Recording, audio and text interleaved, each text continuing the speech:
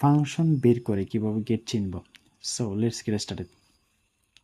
আমি এখানে একটা সত্যক সারণী আঁকলাম, এখানে একটা সত্যক সারণী আঁকলাম। সো আমরা একটা একটা করে পর্যায়ক্রমে স্টেপ বাই স্টেপ দেখব। অ্যান্ড প্রথমে আমরা ফাংশন বের করা শিখব। ফাংশন কিভাবে বের করে, তাহলে আমরা ফাংশন থেকেই কিন্তু আমরা গেট চিনব একদম সহজে।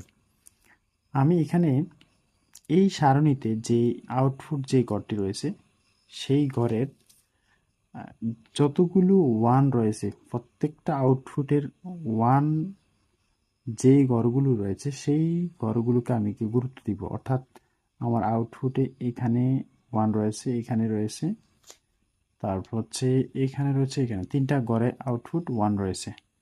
অর্থাৎ আমি এই তিনটা ঘরকে গুরুত্ব দিব, মানে হচ্ছে এই রোটাকে আমি গুরুত্ব দিব।